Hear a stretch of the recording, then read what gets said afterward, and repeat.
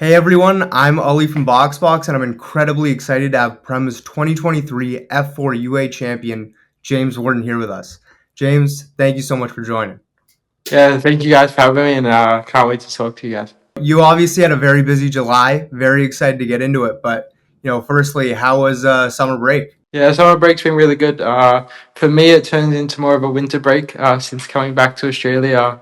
It's our winter here, so it's a little bit different to European summer. But yeah, for me, it's really good to get home. I think people that are not inside of racing or not drivers, they don't really understand what a summer break is. But for us, it's just a really good way to reset from a very big season that we've already had, and we still have a long way to go. But as you said, my July was really big as well, so it made this month really good for me, and it just lets you reset and, let's say, make a step since it's your rookie season or whatever it might be. It just helps you reset and come back a bit stronger. So it's been really good. Done a lot of training over the last couple of weeks, so ready to get back. Prior to the break, you had your F3 debut, back-to-back Prema races, GB3 race.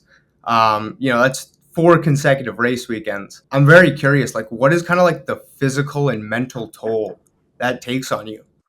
Yeah, as you said, having an F3 debut at the start of those 4 weeks probably makes it 10 times harder because the adrenaline that goes to a first weekend like that, you're very tired at the end of those weekends, especially the ones that are new for you, that you're learning lots of things mentally.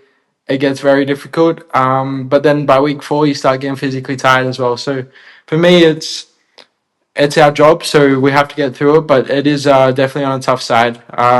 Before those 4 weeks, I had Hungaroring a week before that, so it was basically 5 weeks and six. So for me, it was quite a busy week in Silverstone, especially. But then going into Freca, I knew I had to come back strong as well, which we did in Mugello. So for me, it could have not really gone any better the first 2 weeks of that month, so it made the last 2 weeks quite fun and very enjoyable. So when things are going well, physically and mentally, you feel good as well. So to be honest, it was quite a good month for me, and yeah, I enjoyed every second of it. Awesome to hear. Yeah, definitely want to say, congrats on the F3 debut. That's huge. What was that experience like? Yeah, for me, it was very surprising. Going into your first record season, you never expect to be in an F3 car, especially in Silverstone, such a great track. So for me, it was just an honor, let's say. We always have these moments in life where we have dreams, and then because how life is so quick, you arrive at your dream and you haven't realized, and you're already looking for the next thing. So for me, it was really good just to realize, yeah, I dreamed about this 2 years ago, 3 years ago, being on an F3 grid, and I finally did that. So for me, it was a good realization that the work's paying off, but I want a full time seat as well. So it was still an important weekend for me to try and show my true pace and show what I can do even in an F3 car in my first weekend with no testing. So yeah, for me it was a super cool experience, and I couldn't have thanked the people for the opportunity as much as I did. You kind of mentioned it, but you took this on short notice, and you had never tested an F3 car. How different was that, and was it difficult to kind of have to like fastly adjust to that new kind of car? Yeah, it is, but it's just more the process of the weekend.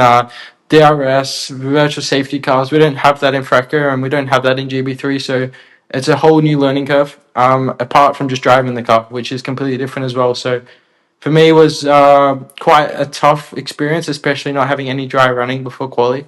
The last lap of my quali session was the only dry lap I got for, let's say, the Friday, which is making it 10 times harder. Could have probably chosen an easier weekend, but just wanted to make it as hard as possible for myself. But yeah, for me, it was super good just to, let's say, learn a new car. As racing drivers, we adapt quite quickly, and I think that weekend showed that I can adapt very fast, and I think put a good, let's say, perception out there for me that if I get the call up, whenever that might be, I'm ready to do it, no matter what car. From like a fan perspective, one of the most fascinating things to me about motorsports is like you have, I guess far less control over your destiny than, another traditional sport where you obviously ran into some, really kind of bad luck with weather and track evolution qualifying, leading you to start P27 for the weekend.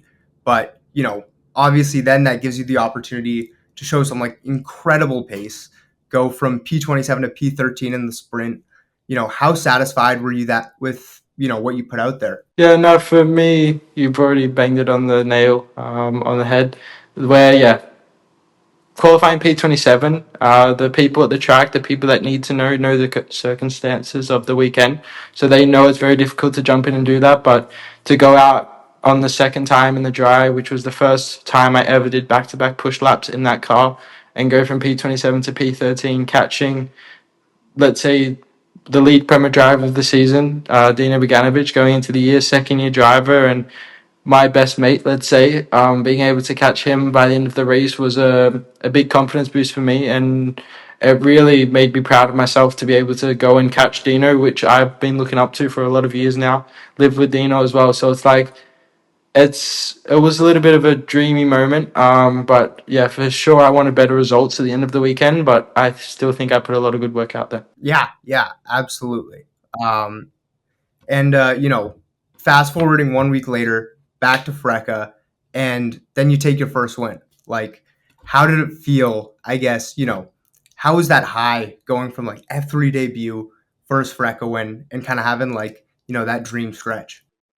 Yeah, it's doesn't happen very often. In the last, let's say, 12, 13 years of my racing career, it's probably happened once, and that was 1 month ago. So it doesn't happen very often. So you have to really take it as it comes. You can't expect it, let's say, next week. You just have to keep resetting every weekend. But yeah, you still have to be proud of it. You still have to take those under your belt, and just gave me a lot of confidence for the rest of the season, and just a lot of confidence in what I've been doing this season. I made a lot of big steps forward, and I hope it keeps going like this and keep making the same progressions. I'm very curious. Like, you're 18, which is pretty wild to me. I can't imagine, I guess, kind of dealing with that, facing those highs, but then also like having to know you got to stay locked in and kind of, get right back to preparing for the race the next week.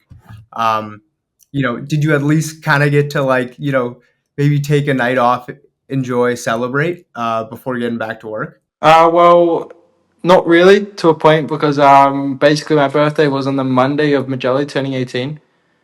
So the day after Silverstone, and that same day I was in sim at Prema. So I went from a high of racing in Silverstone to straight back to work Monday morning at 8 a.m. In Prema on the sim. I think by 8:30 I rode down a whole session. So my 18th birthday was on the Prema sim, which is a perfect birthday in my eyes.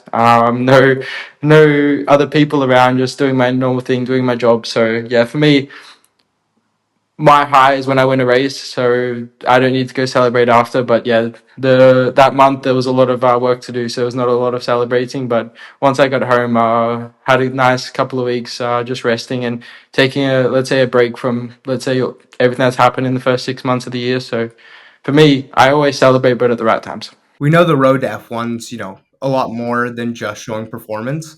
One thing that's always been really interesting to me is just the side of motorsports regarding, attracting sponsors, building a brand, a following, all to just maximize that chance of moving up in the sport. How have you kind of navigated that side of the industry?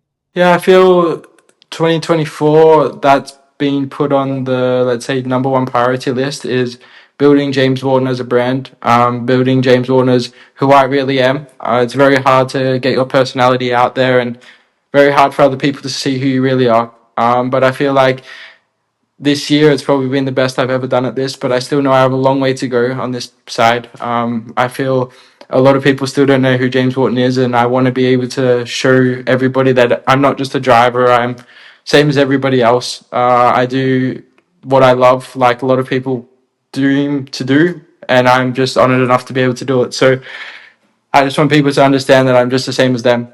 If you guys have the same beliefs, you can always do whatever you want. So for me, it's very humbling to know that I can have the opportunity to do it, but I'm still just an old person. But I just want to try and build James Warden as a brand because I feel like I can do a lot outside of racing as well. I can help a lot of people, and that's, let's say, sort of the second goal is to make sure I get to my dream, but make sure I'm helping a lot of people on the way. Yeah, yeah, that's awesome to hear. On the side of, I guess, building those relationships, networking, getting, basically known by the right people. in order to kind of move up in the sport.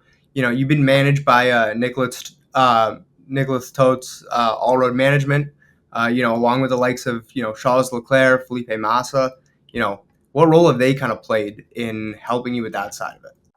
Yeah, all road management has been, let's say, a big part. We joined in 2019, so it's already, let's say, 5 years working together, which is a long time, especially in motorsport. It's a very long time to be the same people. So, yeah, Nicholas has done a lot for me over the last, let's say, 12 months, especially with Mia Schwartzman coming on board, has really helped us as well. So yeah, for me, they're a big part of my career so far, and we work really well together. And can't be more proud to be alongside those names of Charles Leclerc and Felipe Massa, who've done what I want to do. So it's good to know that I'm in the right spot. I have a lot of trust with the people around me, so that's the number one goal I think in life, is to be able to trust the people around you. Researching your kind of career has been really fascinating for me.